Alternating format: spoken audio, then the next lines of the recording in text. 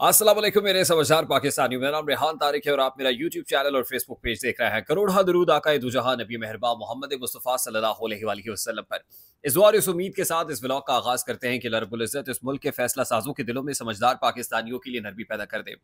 साबिक DGI general Faiz Hamid को गिरफ्तारी के बाद कहाँ रखा गया है, इस हवाले से एक्सक्लूसिव डिटेल्स आज के इस व्लॉग का हिस्सा होंगी। लेकिन सबसे पहले अहम खबर आप तक पहुंचा दूं कि साबिक chief of the army staff general retired Qamar Javed Bajwa वतन वापस पहुंच गए हैं। ये बड़ी अहम डेवलपमेंट है उन लोगों के लिए जो पूछ रहे थे कि जनरल बाजवा के अगेंस्ट क्या एक्शन होगा। एस्टैब्लिशमेंट के ग्रीन सिग्नल से ही जनरल बाजवा वतन वापस पहुंचे हैं। अगर ये कहा जाए कि जनरल बाजवा को एस्टैब्लिशमेंट की जानिब से कोई ग्रीन सिग्नल नहीं है या एस्टैब्लिशमेंट की जानिब से कोई खतरे की तलवार लटक रही हो या खतरे की घंटी बज रही होती तो जनरल बाजवा कभी भी पाकिस्तान ना पहुंचते। इसके साथ ही जो वजीर दिफा ख्वाजा आसिफ बात करते हैं जनरल बाजवा से मुताल्लिक कि बरमुदा ट्रायंगल के अंदर जनरल बाजवा भी मौजूद थे, तो लगता यह है कि कोई पर्सनल स्कोर सेटल करने की कोशिश कर रहे हैं ख्वाजा आसिफ साहब। क्योंकि ख्वाजा आसिफ ये तमाम स्टेटमेंट्स, वो डिफेंस मिनिस्टर तो हैं, इसमें कोई दो राय नहीं है, डिफेंस मिनिस्टर हैं, लेकिन वजीर दिफा की क्या औकात या क्या हैसियत होती है ये भी हम जानते हैं। अब आप कहेंगे वजीर दिफा क्या होता है, और वजीर दिफा कुछ नहीं होता। और वजीर दिफा जो भी कह रहा है मैं आपको बताऊं पर्सनल कैपेसिटी में कह रहा है।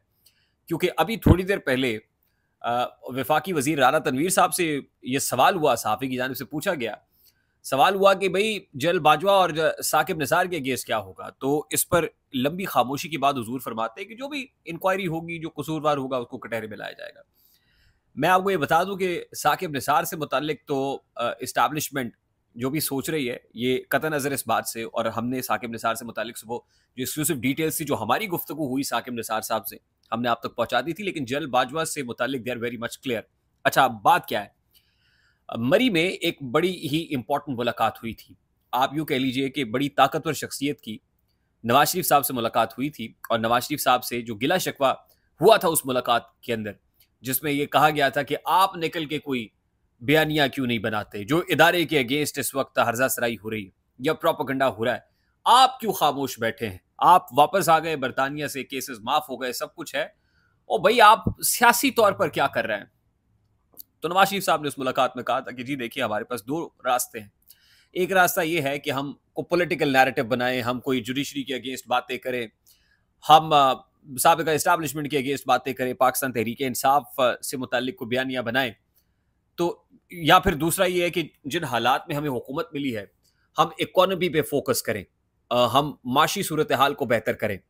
तो फिर जो ताकतवर अस्करी शख्सियत थी उसने कहा था ठीक है, आप इकोनॉमी पे फोकस करें, माशी तौर पे जो आप को तब्दीली ला सकते हैं, कुछ चमत्कार जिसको कहते हैं वो कर सकते हैं, करना चाहते हैं करके दिखाएं, बाकी काम हम देख लेंगे। तो उसके बाद इस्टेब्लिशमेंट फुल कंट्रोल के अंदर है, वो बाकी काम तो देख रही है, वो उसने आगाज अपने घर से कर दिया है और घर में एहतसाब का अमल शुरू हो गया है, जिससे बहुत सारे लोगों को पैगाम है। अच्छा, उसके बाद से अगर ये तवक्को की जाए नवाज शरीफ साहब से कि वो जल्द बाजवा के खिलाफ बोलेंगे, क्योंकि अब ये समझ लीजिए कमिटमेंट है, जल्द बाजवा के अगेंस्ट वो कोई बात करते हुए आपको नजर नहीं आएंगे, वो किसी और इवन जल फैज पर वो कोई बात नहीं कर रहे, एस्टैब्लिशमेंट से मुतालिक वो कोई घर में कर रहे होंगे, behind the curtain of the camera कर रहे होंगे, फ्रंट पे कोई, क्योंकि उनका रोल ही नहीं है अभी उनका रोल नहीं है। तो इसलिए पाकिस्तान मुस्लिम लीग नून या हुकूमत, अगर आपको ये नजर आए कि जी वो ये कहें कि जल बाजवा की गिरफ्तारी, उनको ये इससे समझ लीजिए कि वो जो टास्क है वो दूसरा डोमेन असाइन कर दिया गया है। अब इस डोमेन में वो इंटरवीन नहीं करेंगे, ये मामला तय हो गया है, ना ही हुकूमत करेगी ना मुतालबा करेगी, और हुकूमत में इतनी कैपेसिटी भी नहीं है कि वो जल बाजवा की गिरफ्तारी का मुतालबा करे, उसके अगेंस्ट तहकीकात की बात करे, फिर वो पर्दा उठेगा कितने ही पर्दादारों का। तो इसलिए जल बाजवा का वतन वापस पहुंचना आप यूं समझ लीजिए कि एस्टैब्लिशमेंट और हुकूमत का एग्जीक्यूटिव का ग्रीन सिग्नल है, फुल एंडोर्समेंट है, साबिका चीफ को क्लीन चिट है, और ये गिरफ्तारी के जो तमाम तर मामला है ना वो तो टाई टाई फिश हो गया है। जहां तक बात है काजी, मैं आपको सबसे पहले ये बता दूं जल फैज हमीद की तरफ जाने से पहले कि काजी फायजीसा ने कल एक 5 रुकनी लार्जर बेंच जो तश्कील दिया हुआ था, जिसमें वो मामला जो लाहौर हाई कोर्ट से के खिलाफ दरखास्त गई हुई थी इलेक्शन ट्राइब्यूनल्स को लेकर, जिसमें लाहौर हाई कोर्ट की चीफ जस्टिस जस्टिस आलिया नीलम ने भी ये कहा था कि वो फैसला बरकरार रखेंगे, वही फैसला जो शहजाद मलिक साहब का था, साबिका चीफ जस्टिस लाहौर का, ट्राइब्यूनल्स बनाने का जो इख्तियार है जिस पे उन्होंने बात की थी, उसमें खुद ट्राइब्यूनल लाहौर हाई कोर्ट ने तश्कील दिए थे। इलेक्शन कमीशन की जो 8 ट्राइब्यूनल्स हैं उन्होंने रद्दी की टोकरी में फेंक दिए थे, यानी इलेक्शन कमीशन को कहा था नहीं, बल्कि 8 ट्राइब्यूनल्स खुद बनाए थे। और जस्टिस आलिया नीलम ने इस फैसले को बरकरार रखा था कि दरखास्त क्योंकि सुप्रीम कोर्ट पे, तो सुप्रीम कोर्ट इसको डिसाइड करे। अब जस्टिस काजी फायज ईसा ने 5 रुकनी लार्जर बेंच तश्कील दिया था। अब कल उसने समाअत करनी थी, लेकिन बताया गया है कि जस्टिस जमाल खान मंदुखिल अवेलेबल नहीं है, तो अब वो कॉज लिस्ट में शामिल नहीं है, यानी कल वो केस नहीं सुना जाएगा।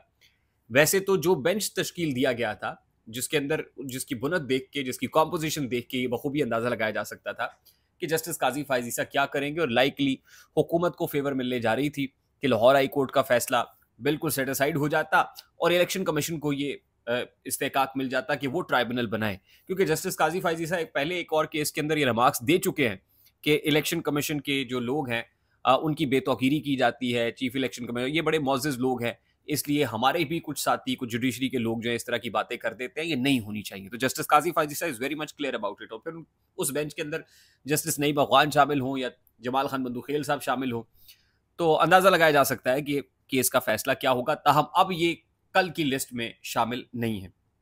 अच्छा, अब जल फैज हमीद से मुतालिक मैं आपको बता दूं, क्योंकि बहुत से लोग जानना चाहते हैं, तो हमने इस हवाले से जो ज़राए से खबर मालूम की है उसके मुताबिक, और आज मैं आपको ये बता दूं कि बड़ा इंटरेस्टिंग एक कॉलम है बीबीसी के ऊपर, बीबीसी उर्दू पे हनीफ साहब का जो कॉलम है वो इतना अच्छा है, जिसपे उन्होंने वली अहद की बात की है कि ये जो वली अहद थे उनको अपनों ने ही दूध में जहर डाल के दिया, घोल के पिलाया, और अब उनकी ये हालत है कि जो मसीहा था, मुस्तकबिल का मसीहा कैद में है, और ब्रैकेट में लिखा हुआ है कि किसी ऑफिसर्स मेस के अंदर, मौजूद हो सकता है। अच्छा, अब जब हमने खबर के लिए कोशिश की, तगोदो की, पता लगाया जाए क्या है, तो बेसिकली जिस रोज उनको गिरफ्तार किया गया था, यानी 8 अगस्त को जब गिरफ्तारी हुई थी, और चकलाला के करीब से, चिकलाला गैरिजन कैंट से यौम यादगार शोहदा जो है उसके करीब से उनको गिरफ्तार किया गया था, जिस वक्त 10th कोर की मीटिंग हुई थी, बड़ी इंपॉर्टेंट, और पिंडी कोर के अंदर बड़ी अहम मीटिंग हुई थी।